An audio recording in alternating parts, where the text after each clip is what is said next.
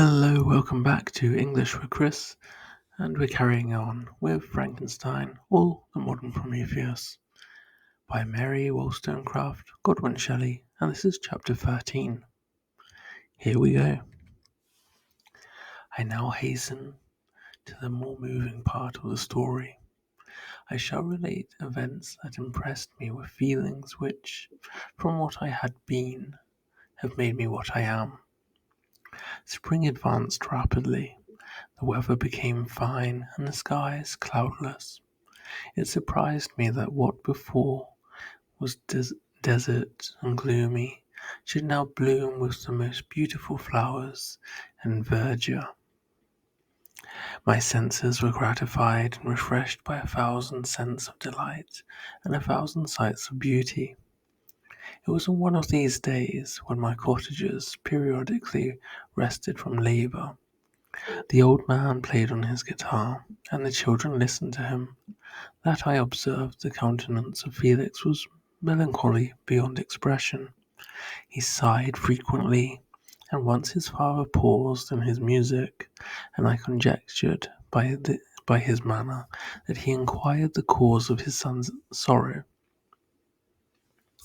Felix replied in a cheerful accent, and the old man was recommencing his music when someone tapped at the door.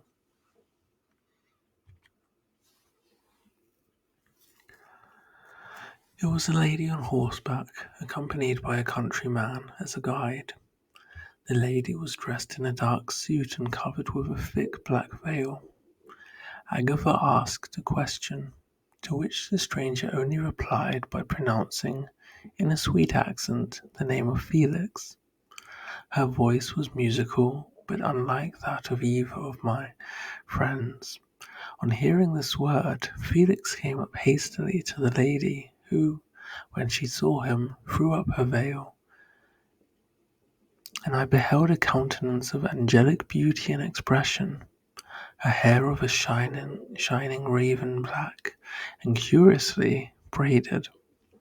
Her eyes were dark but gentle, although animated, her features of irregular proportion, and her complexion wondrously fair, each cheek tinged with a lovely pink. Felix seemed ravished with delight when he saw her. Every trait of sorrow vanished from his face, and it instantly expressed a degree of ecstatic joy of which I could hardly have believed it capable. His eyes sparkled as his cheek flushed with pleasure, and at that moment I thought him as beautiful as the stranger. She appeared affected by different feelings. Wiping a few tears from her lovely eyes, she held out her hand to Felix, who kissed it rapturously and called her, as well as I could distinguish, his sweet Arabian. She did not seem to understand him, but smiled. He assisted her to dismount, and dismissing her guide, conducted her into the cottage. Some conversation took place between him and his father, and the young stranger knelt at the old man's feet and would have kissed his hand, but he raised her and embraced her affectionately. I soon perceived that although the stranger uttered articulate sounds and appeared to have a language of her own, she was neither understood by nor herself understood the cottagers. They made many signs which I did not comprehend, but I saw that her presence diffused gladness through the cottage, dispelling their sorrow as the sun dissipates the morning mists. Felix seemed peculiarly happy, and with smiles of delight welcomed his Arabian. Agatha, the ever-gentle Agatha, kissed the hands of the lovely stranger, and pointing to her brother, made signs which appeared to me to mean that he had been sorrowful until she came. Some hours passed thus, while they by their countenances expressed joy, the cause of which I did not comprehend. Presently I found, by the frequent recurrence of some sound which the stranger repeated after them, that she was endeavouring to learn their language, and the idea instantly occurred to me that I should make use of the same instructions to the same end. The stranger learned about 20 words at the first lesson. Most of them, indeed, were those which I had before understood, but I profited by the others. As night came on, Agatha and the Arabian retired early. When they separated, Felix kissed the hand of the stranger and said, "Good night, sweet Safie."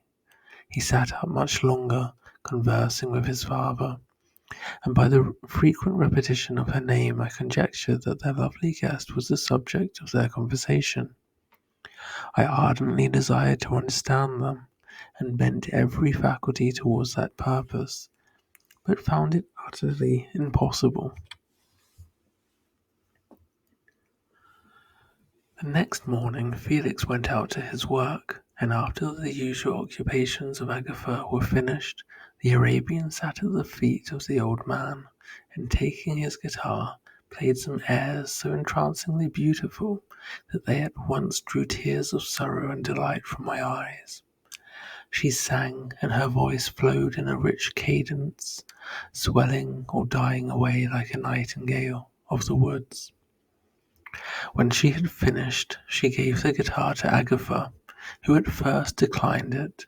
She played a simple air, and her voice accompanied it in sweet accents, but unlike the wondrous strain of the stranger, the old man appeared enraptured and said some words which Agatha endeavoured to explain to Safie, and by which he appeared to wish to express that she bestowed on him the greatest delight by her music. The days now passed as peaceably as before, with the sole alteration that joy had taken place of the sadness in the countenances of my friends. Safie was always gay and happy. She and I improved rapidly in the knowledge of language, so that in 2 months I began to comprehend most of the words uttered by my protectors.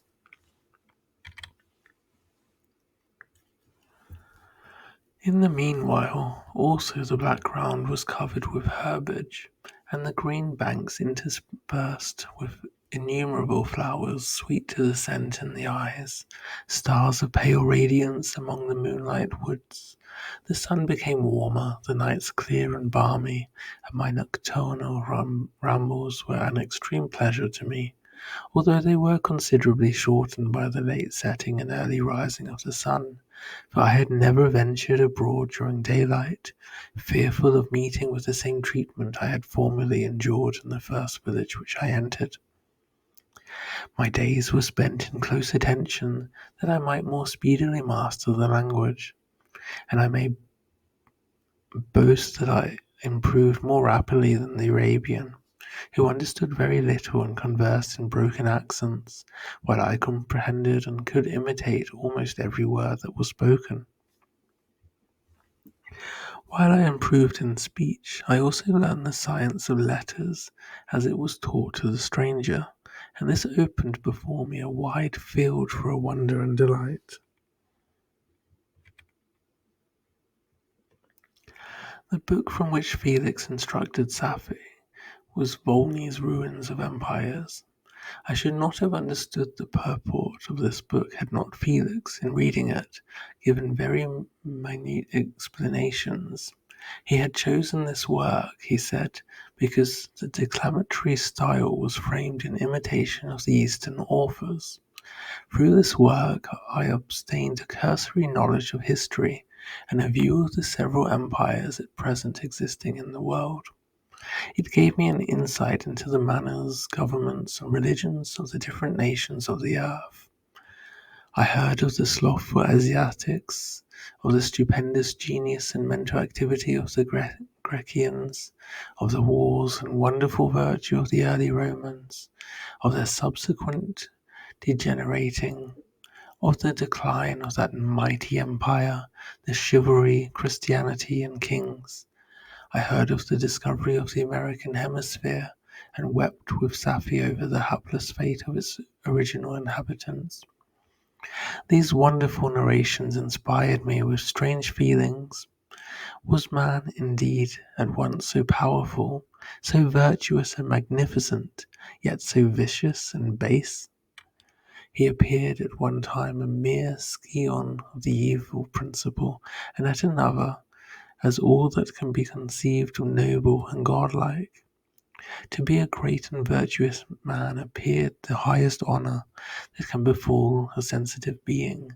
To be base and vicious, as many on record have been, appeared the lowest degradation, a condition more abject than that of the blind mole or harmless worm. For a long time I could not conceive how one man could go forth to murder his fellow, or even why there were laws and governments. But when I heard details of vice and bloodshed, my wonder ceased and I turned away with disgust and loathing. Every conversation of the cottagers now opened new wonders to me. While I listened to the instructions which Felix bestowed upon the Arabian, the strange system of human society was explained to me. I heard of the division of property, of immense wealth and squalid poverty, of rank, descent, and noble blood. The words induced me to turn towards myself. I learned that the possessions most esteemed by your fellow creatures were high and unsullied descent united with riches. A man might be respected with only one of these advantages, but without either he was considered, except in very rare instances, as a vagabond and a slave, doomed to waste his powers for the profits of the chosen few. And what was I? Of my creation and creator I was absolutely ignorant, but I knew that I possessed no money, no friends, no kind of property. I was, besides, endued with a figure hideously deformed and loathsome. I was not even of the same nature as man. I was more agile than they, and could subsist upon coarser diet. I bore the extremes of heat and cold with less injury to my frame. My stature far exceeded theirs. When I looked around, I saw and heard of none like me. Was I, then, a monster, a blot upon the earth from which all men fled and whom all men disowned? I cannot describe to you the agony that these reflections inflicted upon me. I tried to dispel them, but sorrow only increased with knowledge. Oh, that I had for ever remained in my native wood, nor known nor felt beyond the sensations of hunger, thirst, and heat. Oh, what a strange nature is knowledge! It clings to the mind when it has once seized on it like a lichen on the rock. I wish sometimes to shake off all thought and feeling, but I learned that there was but one means to overcome the sensation of pain, and that was death. A state which I feared yet did not means to overcome the sensation of pain, and that was death. A state which I feared yet did not understand. I admired virtue and good feelings, and loved the gentle manners and amiable qualities of my cottagers, but I was shut out from intercourse with them, except through means which I obtained by stealth, when I was unseen and unknown, and which rather increased than satisfied the desire I had of becoming one among my fellows. The gentle words of Agatha and the animated smiles of the charming Arabian were not for me. The mild exhortations of the old man and the lively conversation of the loved Felix were not for me, miserable, unhappy wretch. Other lessons were impressed upon me even more deeply.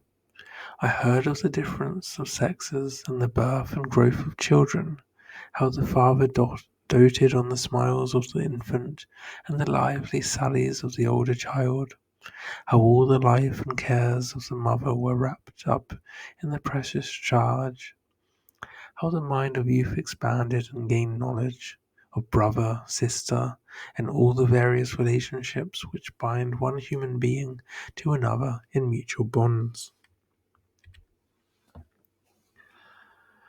But where were my friends and relations?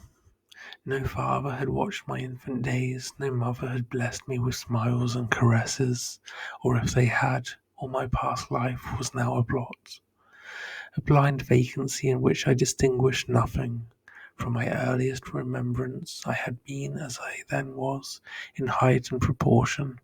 I had never yet seen a being resembling me, or who claimed any intercourse with me. What was I? The question again recurred, to be answered only with groans. I will soon explain to what these feelings tended, but allow me now to return to the cottagers, whose story excited in me such various feelings of indignation, delight, and wonder, but which all terminated in additional love and reverence for my protectors. For so I loved, in an innocent, half painful self-deceit, to call them. Okay, thank you for listening. This was chapter 13. Please join me again for chapter 14 and we can find out what happens next. Don't forget to like and subscribe. Comment any comments that you may have. Okay, take care. All the best. Bye for now. Bye bye.